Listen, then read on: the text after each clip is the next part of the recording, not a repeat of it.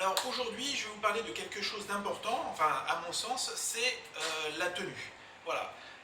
Il faut savoir que lorsque j'étais pas du métier, eh ben, je prêtais pas du tout attention à la tenue lorsque j'allais acheter une pizza, que ce soit à emporter ou même dans une pizzeria.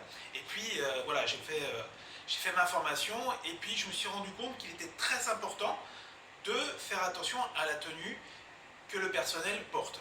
Effectivement, on dit toujours que l'habit ne fait pas le moine, mais il y a quand même, en termes de cuisine, des choses à faire attention. Alors, l'important, pour moi, c'est tout d'abord l'hygiène des mains. Il faut savoir qu'il est important que le personnel, et même indispensable, que le personnel soit formé aux questions d'hygiène. Et donc pour ça, il faut qu'il y ait au minimum une personne, voire si c'est possible l'ensemble du personnel, qui soit formé et qui ait fait un stage de HACCP, donc qui est le stage de sécurité alimentaire.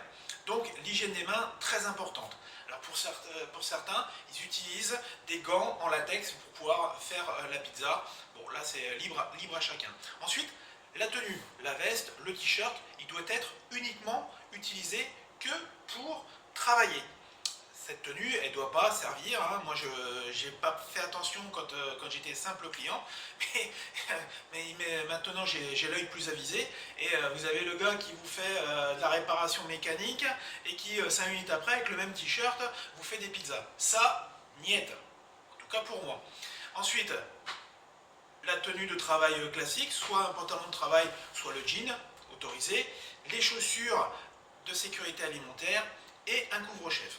Ça, c'est la base pour pouvoir bien s'assurer que eh bien, vous risquez de déjà avoir quelqu'un de professionnel qui vous fait des pizzas de qualité déjà au travers de sa tenue. Et voilà, l'habit ne fait pas le moine, mais déjà vous avez une première approche que la personne prête attention à sa tenue, à son comportement, et donc il risque par la suite de faire quelque chose de très bien.